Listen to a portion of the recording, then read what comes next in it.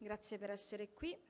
Oggi affrontiamo un tema molto importante che è quello della crisi democratica e degli scenari futuri in Georgia, paese del Sud Caucaso, e per farlo abbiamo invitato degli speaker di eccezione, alcuni qui presenti, altri che ci raggiungeranno da remoto. La conferenza stampa sarà in inglese, and this is the reason why I will soon switch to English. So thank you very much. We are here to talk about Georgia and the democratic concerns that international community is having in the last few months related what is happening in this country. We have here Nona Michelidze, our moderator, which I thank heartedly for accepting to moderate this event. Nona is a senior fellow at the Istituto Affari Internazionali, specialized in EU and Eastern Neighborhood Relations. We have here Grigol Makaradze, serves as the director of the Guria Civic Center, contributing significantly to civic engagement and community development. Remotely, we will have joining us Kuba Turbanidze, president of the Caucasus Research Center, Georgia, who brings extensive expertise in research and policy analysis in the Caucasus region. Nanuka Kroashvili, director of the Georgian Young Lawyers Associations, focusing on strengthening democratic practices in Georgia. And if we are lucky enough, we will also have a Georgian parliamentarian, Ninan Bokuchava, Member of Parliament and President of the Unity National Movement. She advocates for democratic reforms and social justice. And so together we will try to touch upon the main aspects regarding what is happening in Georgia right now, especially the so-called Russian law, which is a law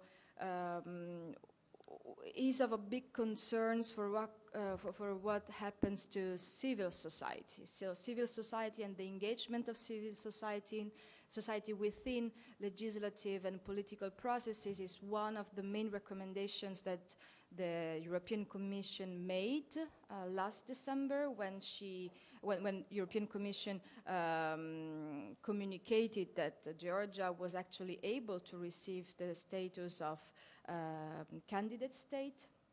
And so this is one of the reasons why it's particularly important, and civil society is kept together and is still able to contribute to the political and legislative processes and decisions. So I will pass the stage to Nona to moderate this event. Thank you, Nona. Thank you, Onori, for having me today as a moderator of the panel. As you mentioned, we are discussing today the democratic crisis in Georgia in a very timely period, meaning that, as we all know, there are upcoming elections on 26th of October, which is not a simple election at the national level. It is widely perceived by the local population, and not only by the local population, but also by the international observers, as a referendum. Where the Georgian people will be asked to respond on the question and choose between Europe and Russia. Because I think that after introducing the Russian law or foreign agents laws, there are no doubts about the foreign policy vector and how it shifted towards Russia, and how it was shifted by the Georgian government. Well, it actually happened long before of this.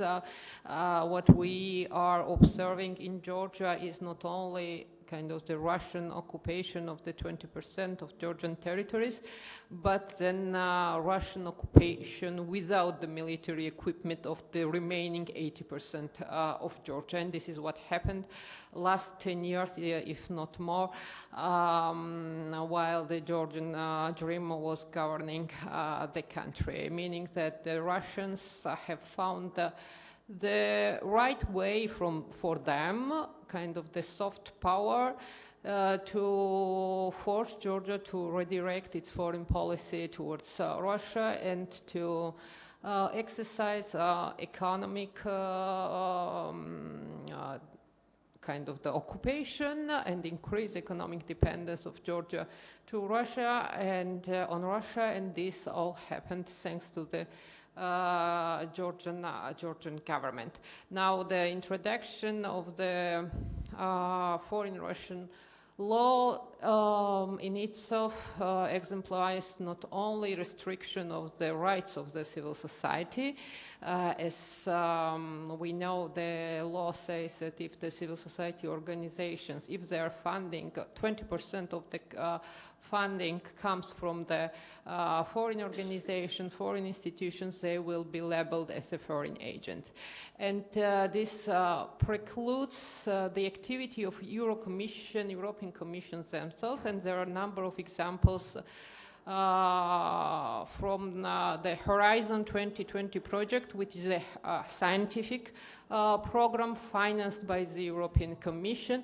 And we at the Institute of International Affairs, we ourselves had the lot of examples where our Georgian partners were first to renounce to be partner in a scientific project because they can no anymore receive the fundings from the European Commission.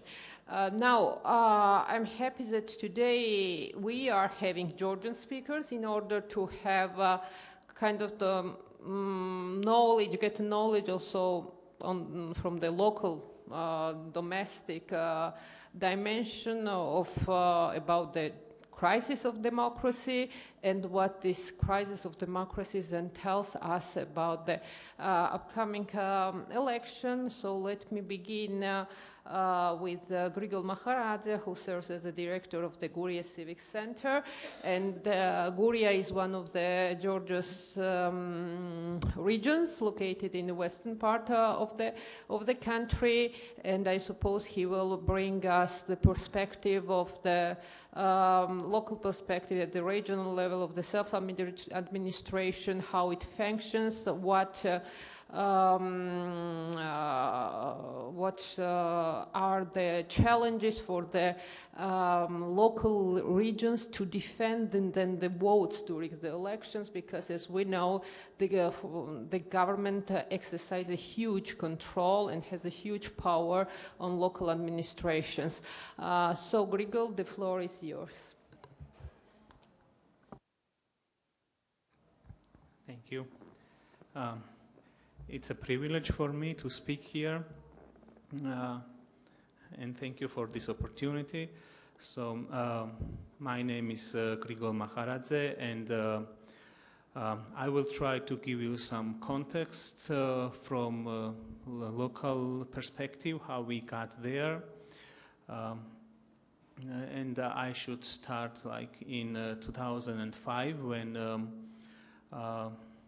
the charter of European Charter of Local Self-Government was adopted in Georgia, and it has been in effect from 2005 with some exemptions on some articles. So this exemption with other things allowed the previous government, UNM government, to centralize power. So instead of 1,001 local units, only 65 were remained. So it led to a scenario where the ruling party won the elections in all the local government units. So the key indicator of this centralization of power was the election of 2012, when the change of government in parliamentary election resulted in corresponding change also on local levels. 2 years before, the next local election were scheduled. They were scheduled for 2014. So Georgian Dream, the coalition which came in power in 2012, their one of the promise was the decentralization of power, and in 2013 they adopted state strategy of decentralization. It included more to creating more territorial units, give more finances and competencies to local self-government, also create regional governments and give the regional bodies competencies, budget, and so on. But this strategy was abandoned. I'm sorry. Okay, thank you. But the strategy was largely abandoned and reversed after the Georgian Dream. Now a single party rather than a coalition came to power as a and secured constitutional majority in 2016. So why is this problem in my view? Because this absence of decentralization serves as a powerful tool to control everything in the regions, in small towns and rural areas. So as of today, in the 64 municipalities, all the mayors or council majorities, all the regional representatives are controlled by the central government. So how does this affect on civil society, regional organizations like us? And what's the role of EU here? The fact is that economic conditions of Georgia and the lack of strong middle class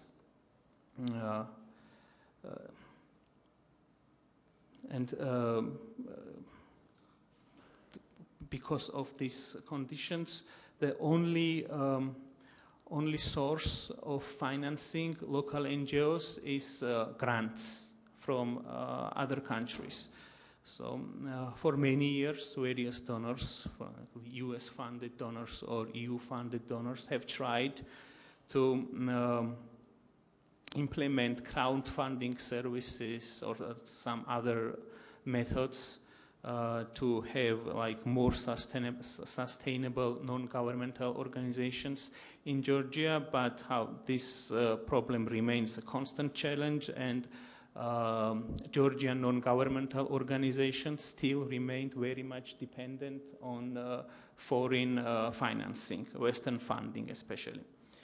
So, unfortunately, donors in Georgia, so US-funded and EU-funded for both, this overlooked for years this issue of centralization, and grants which were awarded to local organizations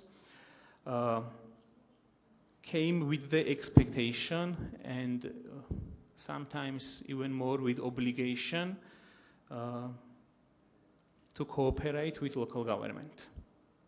So these programs, Western-funded programs, prioritized capacity building for municipal bodies, trainings, study visits for government officials, and fewer resources have been allocated to local NGOs who are in monitoring, watchdog, or grassroots activities. So Georgian government, for this long period of time, made very good use of these Western-funded programs. Local government officials have been indeed empowered with these capacity building programs, council members, and the other government employees have mastered communication skills and so on, and they have successfully used these various international funding. But earlier this year, when we saw this controversial foreign agents law, when it was proposed in Georgian parliament, we saw this vivid example of decentralization. When Georgian Dream needed it, the local level officials, like soldiers, became involved with their enhanced capabilities and learned communications and so on. They were involved in labels NGOs as foreign agents and spreading anti-Western propaganda and Russian narratives. So personally, I see this process of strengthening only the government institutions and not civil society as like mistake.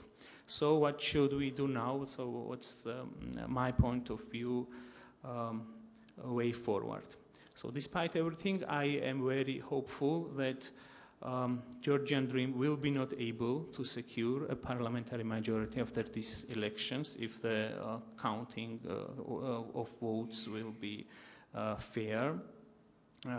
So now people of Georgian citizens are mobilizing to the maximum extent to ensure the high voter turnout and to protect the votes after the election day. There is also Georgian Charter. This was initiated by the President of Georgia and is signed by all the major political parties, opposition parties of Georgia. And the Georgian Charter, this document, has 4 major steps for these opposition parties. And they should have snap elections in the much fair environment after this election. So this Georgian Charter does not include self-government reform, but this omission for me is understandable because it's not unlikely that self-government reform is doable in this time frame of Georgian Charter.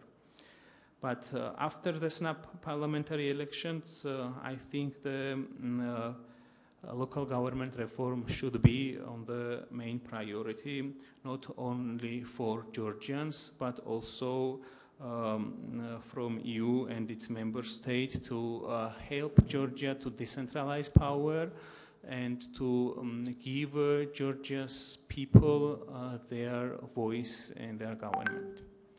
So it was all, basically. I'm happy to answer some other questions if there will be. Thank you very much for attention. Thank you. Thank you, Grigol. You also mentioned Russian law and the challenges it creates for the local NGOs. And if we already have Nano Kakorashvili online in the connection. Yes, I am. Yes, good morning. Thank you for joining us. Nanuka is the director of the Democratic Institutions Support Program at GILA, focusing on the strengthening democratic practices in Georgia. And the question I would have to you regards not only Russian foreign agents law, but I would like to remind also the listeners and our guests here that Georgia recently passed also the law which is against LGBTQ rights, also bearing in mind the context of backsliding of democracy. What do you think? Would it be kind of the wake-up call for the Georgian population in the upcoming elections? The floor is yours. Thank you, and thank you for inviting me. I would like to say hello to your audience.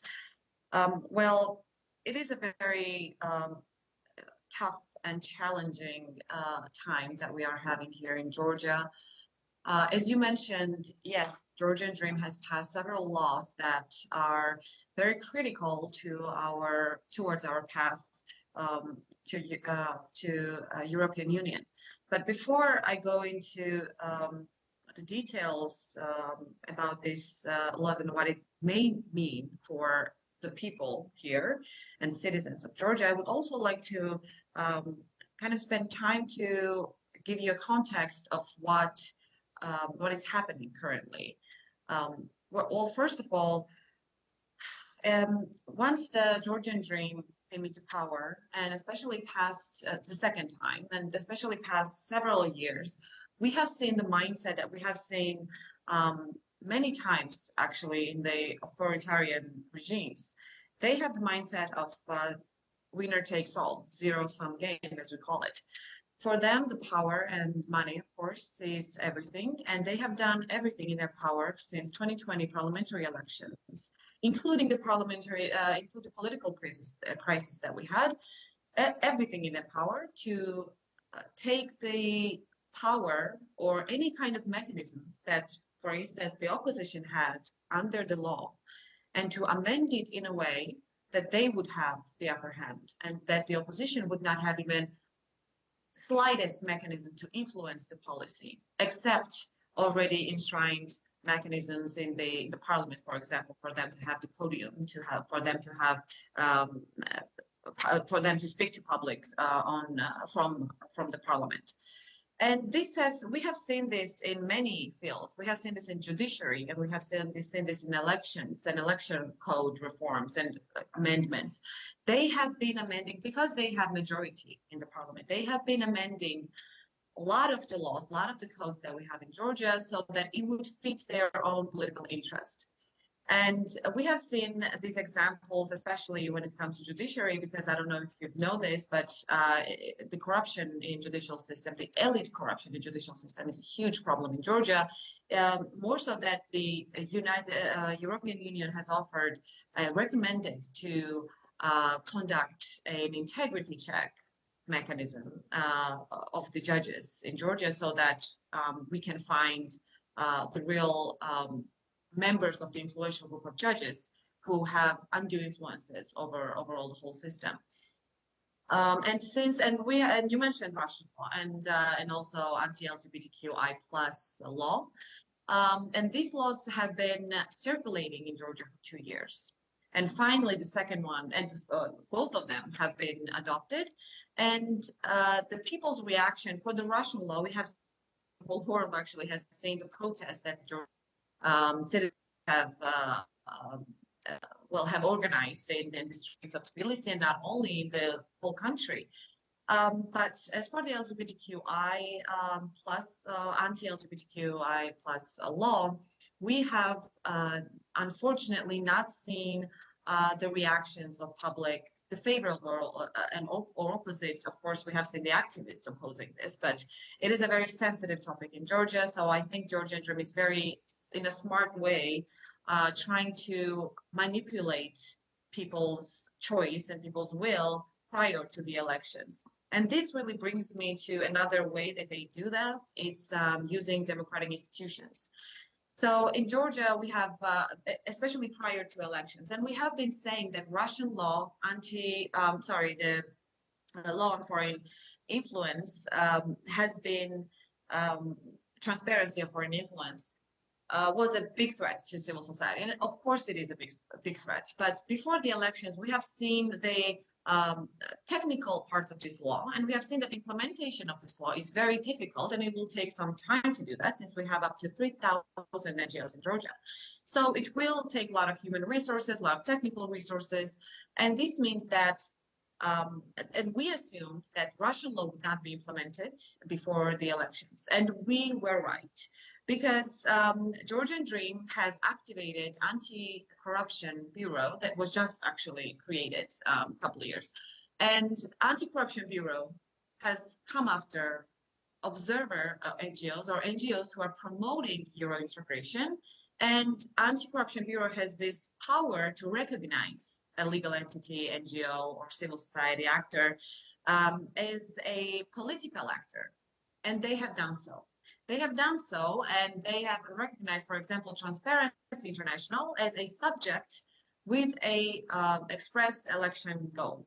And this means, to be short, that the Transparency International had to declare their assets and finances and everything to the anti-corruption under the status, under the name of a political actor, which they were not. And furthermore, to prove that the Anti-Corruption Bureau was under the thumb of the Georgian Dream, of the executive government, several days later, because this whole process really caused a huge stir into society and international actors, we saw that Prime Minister himself came out and announced and asked the Anti-Corruption Bureau head to retract the status from the Transparency International Georgia, which the next day the head of Anti-Corruption Bureau did. So this was a very clear example for us how Georgian Dream is using democratic institutions to do their bidding and to influence and to restrict civil society organizations. And this is actually part of their, and this is the next point, that this is actually their way to influence and discredit NGOs and their strategy to discredit NGOs, especially observer NGOs. Association, GAILA, is one of the largest and oldest organization who has been observing elections since 1994. We have observation mission for this parliamentary elections, a 600 people mission, and we are one of the observer organizations. And there are not many of us in Georgia, so Georgian Dream has been for years been trying to discredit us, calling us witch NGOs, spreading false information about us, about the heads of these organizations, and really trying to form the public opinion in a way that people will think that NGOs are rich, that they are misusing the money that they are given, and so on and so forth. And we have been fighting against this propaganda for a couple of years now, and it has been very, very difficult with the limited resources that we have to reach in the farthest regions of Georgia that is most vulnerable in this situation. And finally, I would also outline the election context within the context of Russian law and democratic institutions and what they are doing with it. Right now, there's a pre-election campaign happening in Georgia, and we have seen numerous violations on the part of the Georgian Dream.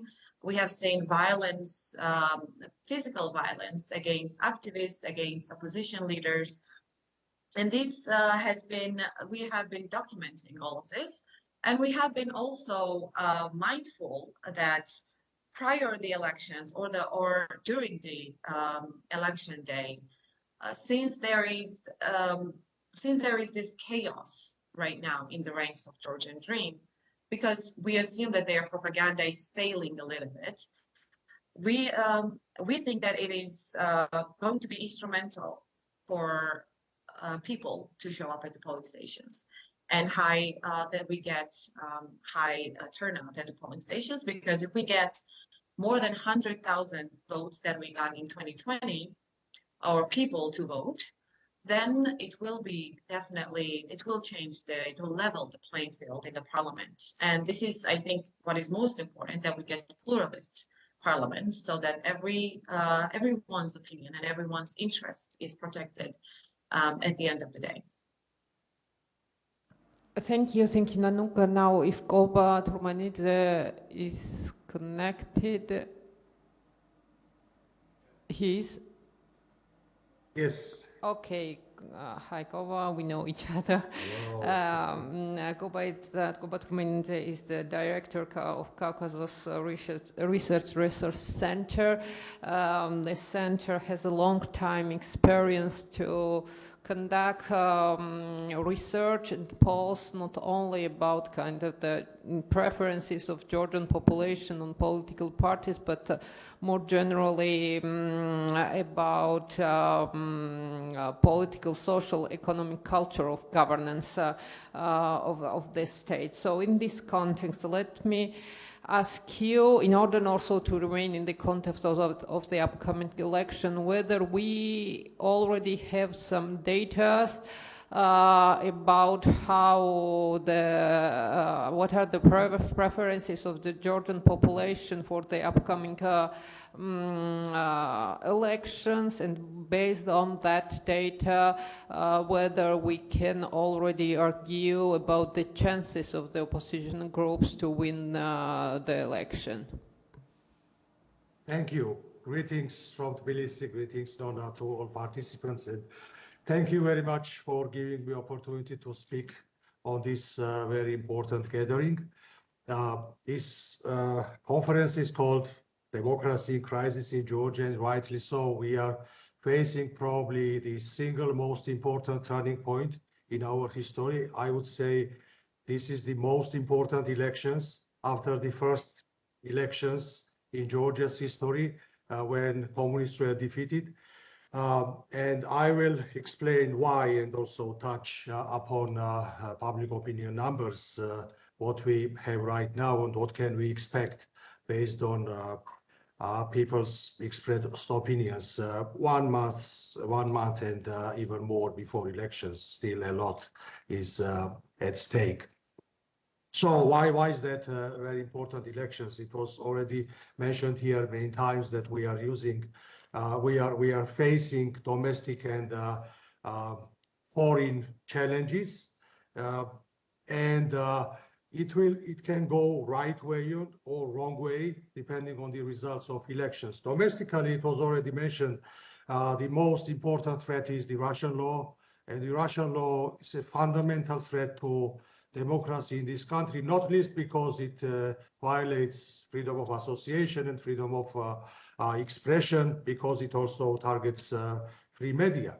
But at the same time, it fundamentally undermines democracy, because civil society and free media are exclusive institutions in the country that have some checks and balances over the people in power. And mostly, as it was already mentioned, it's a winner-takes-all system here, and the ruling parties always control all branches of the government. So there is nothing else to provide checks and balances over them. So if we have urgent remain in power, they don't hide. They promise that they will abolish opposition parties. And of course, they have already legislation against civil society and free media. So it will be a significant step towards autocracy. Although I seriously doubt that autocracy has ground in this country, but at least there are serious attempts. Now, on the international front, we are facing this dilemma already mentioned by other participants. We go either towards Russia or towards the EU. At the same time, when things are so much is at stake, and so much is dependent on elections, I would say that this is not only crucial elections, but also paradoxical elections, and I will tell you why.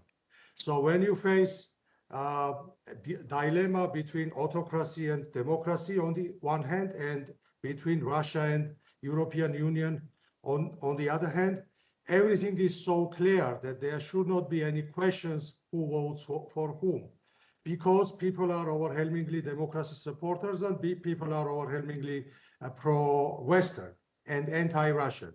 We have ample data in public opinion when on a direct question, which is one of the state, people name Russia, and no one comes closer to that.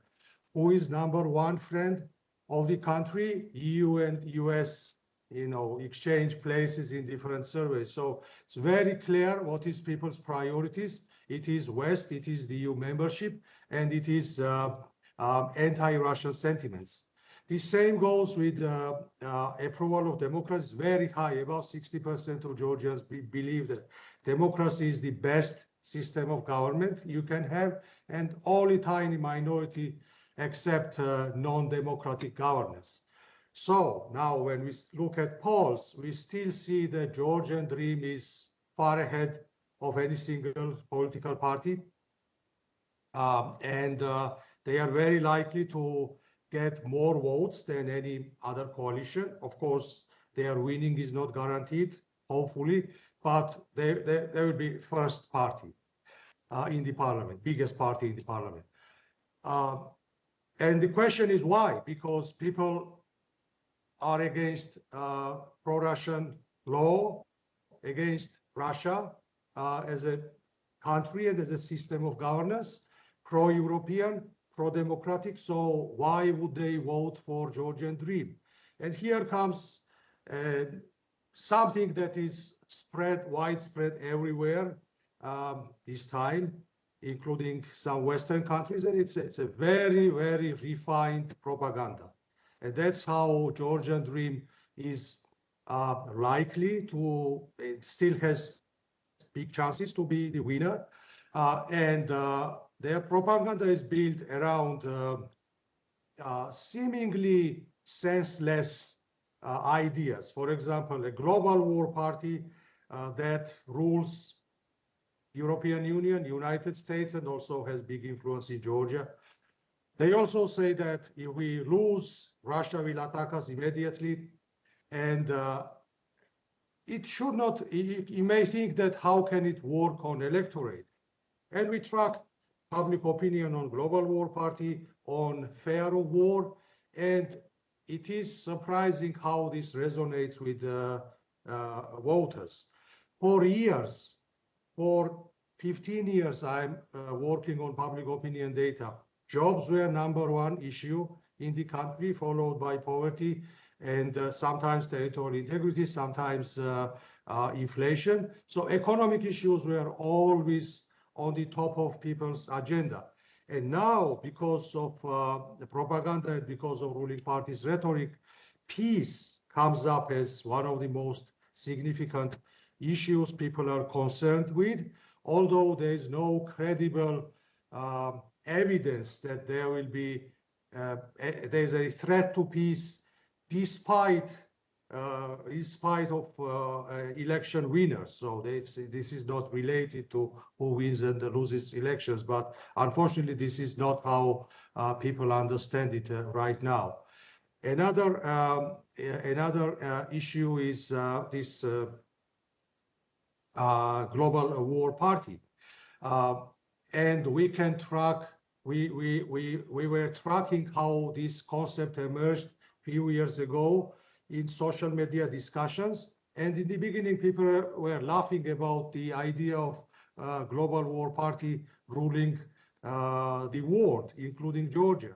Now we see how increasing number of people believe in that, and now we have about 1/5 of population says yes, probably global war party exists. So the power of propaganda is really working there, and there is, of course, there are tools to counter this, but it is very hard when we have huge resource inequality between the ruling party, which spends more than all parties together on their election campaign, which basically is a propaganda against the West, and not directly for Russia, but in essence, this is a pro-Russian campaign.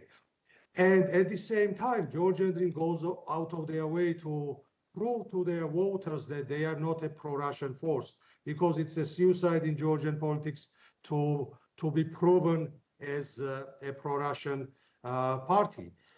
Luckily, we never had a sizable pro-Russian party in Georgia, despite millions spent from Russia in Georgia, mobilizing pro-Russian political forces. It never worked. So now they are using this disguise that they are more European than Europeans, and just want to maintain peace and economic relations with Russia, and that's how far how far they want to go with relations in relations with Russia. So just to conclude this short introduction, the people are pro-Western and people are pro-democratic, but misleading propaganda of the Georgian Dream Party still makes it possible that pro-Western and pro-democracy voters will be misled and vote for them. As we see from our surveys, they are front runners. At the same time, there is at least half of voters undecided. So remaining 3 weeks, opposition parties need to do more than they are able to do realistically, win hearts and minds of those voters, and to make sure that the country has right path after these elections. Thank you, and happy to answer questions if they are. Thank you, Koba, for your intervention. Now we pass to Tina Boguchova, a member of the parliament, the president of the Unity National Movement, one of the largest oppositional parties in Georgia. Do we have Tina connected?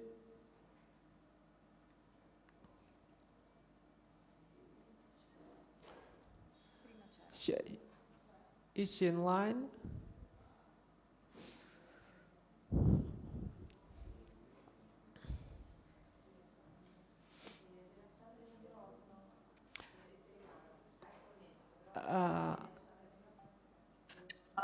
Tina, I think... yeah, you're now online, I think. Do you hear me? Yes, we were having some connection problems, but I think they have been solved for now. Yeah, good morning. Happy you're joining us. As I said, introduced to you, you're a member of the Parliament, President of the Unity of National Movement. Now, with Koba, and Koba mentioned also the context of the upcoming elections, I think that there are three possible scenarios after 26th of October. One is that the governing ruling party, Georgian Dream, will lose the election, and in that case we will have something that Georgia did not experience in its history, which means a coalition government. And thinking of this outcome, I want to hear your take. What would it mean for Georgia, and what are the challenges actually to form a coalition government? Second scenario would be Georgian Dream will win the elections. So in that case, what are the challenges not only for the oppositional parties in Georgia, but for the civil society?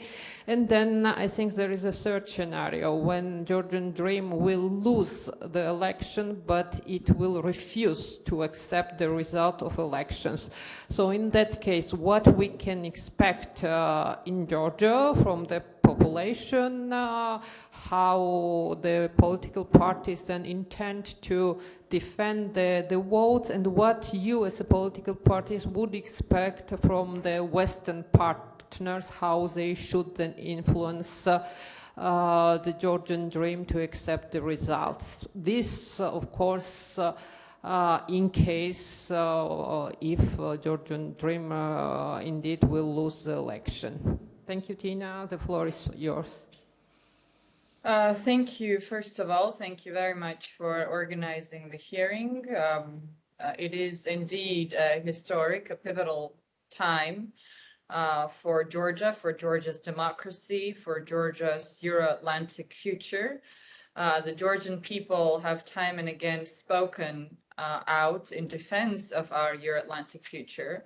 But unfortunately, we currently have a government that has derailed Georgia's European integration, with High Representative Borrell and others from the European Commission, European Parliament, and other European institutions have openly stated that the Georgian Dream, which is the party currently in power, and its ruler, Russian-made billionaire Bidzina Ivanishvili, have taken steps to stall Georgia's European integration process.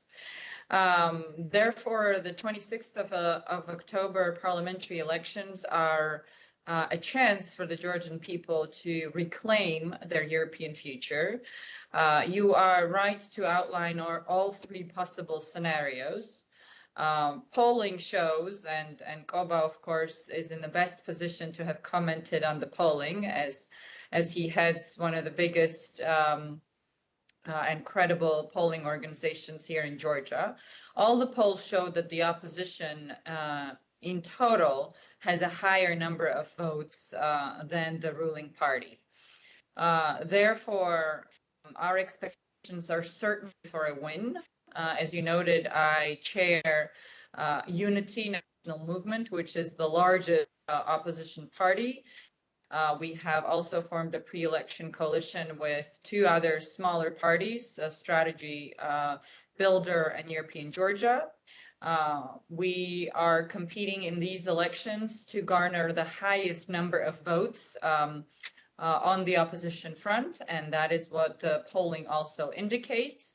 But our expectations certainly are that we will be joining forces with other pro-Western political parties to form a coalition government. Therefore, the scenario that we expect as the most likely outcome for the 26th of October is a win for the opposition, in which case my party, together with other pro-Western democratic opposition parties, would then form a coalition government in which the role of the president of Georgia would be critical.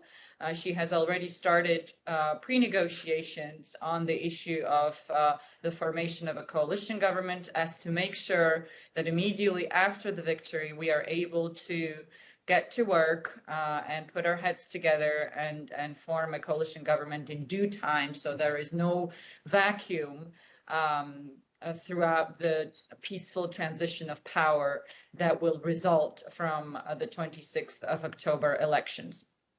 In the unlikely event that the Georgian Dream government led by Russian-made billionaire Bidzina Ivanishvili attempts to falsify the election and attempts to therefore announce the results of these falsified elections as an electoral win for them, I think that the reaction of the Georgian people is going to be to defend their votes, to defend their choices made at the ballot box, which I believe will be a European one, and to defend their very European future. And this is what happened in the aftermath and in the lead up, in fact, also to the adoption of the so-called Russian law, which is an analog of the law adopted in 2012 in the Russian State Duma, a Kremlin-inspired law that necessitates all civil society organizations to register as foreign agents, which civil society organizations have refused to do, and rightly so. And the public outcry that resulted from the adoption of this law is one of many indications that the Georgian people will not acquiesce to a falsified election and will come out to the streets to defend their European choices and their European future. We stand ready to stand with the Georgian people in any scenario. We take full responsibility for our ability to negotiate with other European Western democratic parties to ensure that we form a coalition government in due time, so that there is no power vacuum created, and that Bidzina Ivanishvili can benefit from to seed chaos and instability, which is what his government has been doing up until now. A number of his high-level officials have already been sanctioned by the United States through the Global Magnitsky Act due to the gross human rights violations that have been perpetrated by these high-level law enforcement officials in the during the peaceful protests. And I certainly believe that that was a clear signal from the United States that if Ivanishvili is tempted to falsify the election and deprive the Georgian people of their ability to freely express their vote at the ballot box and ensure that the election result announced by the Central Election Commission reflects that free will of the Georgian people, that the sanctions from the United States, and these are financial sanctions that have been imposed through the Global Magnitsky Act, would not stop only at the law enforcement officials that have already been sanctioned, but would also encompass Ivanishvili and his family members. We also know that visa restrictions have been imposed on dozens of Georgian Dream state officials precisely because of their attempts to undermine Georgian democracy and to derail Georgia's European future. So in closure, I will once again reiterate that our hopes are for a victory for Georgia's European choice and a European future. And as the leader of the largest opposition party, I look forward to working with other opposition parties in forming a democratic, pro-European coalition government that will open when there is a historic window of opportunity to do so. Thank you. Thank you, Tina. Unfortunately, we don't have time for the questions from the audience. Therefore, let me just thank all our speakers. Grigol, he's here with us, and all the speakers who are connected from Georgia. Thank you for your intervention, and thank you for your attention. Thank you, Federica, once again. In expressing the interests to organize this event, which is not kind of the usual thing here in Italy, because sometimes Georgia seems far away from Italian politics. So thank you for this. Thank you very much to everybody who joined this event today. Yes, we are running out of time, but really let me add a couple of things. First of all, just let me clarify that so the attempt of this event was not to realize or manifest an attempt of interference towards political elections of our sovereign state, of course. The aim of this event was to give the stage to some Georgian voices, since there are concerns on what will happen on the 26th of October, so the day of the elections, and what has been happening so far about this foreign law and the LGBTQ law. So this was the main attempt. This was also not a hearing. Let me also clarify this. We will have proper hearings in the Foreign Affairs Committee starting next week. And of course, there we will have opposition and majority parties represented. And I think that we touched upon on many important aspects. We will keep eyes open on Georgia. I think this is also in the spirit of a common walk towards a European project. So since to be part of the European Union is not just getting a membership now or in a few months, but it's really about having people, populations joining together a common path. And so this is what we are trying here, to stay close to Georgian people and see what is happening there and whether we can be of any help in case. So thank you again, and we will keep eyes open on Georgia for sure.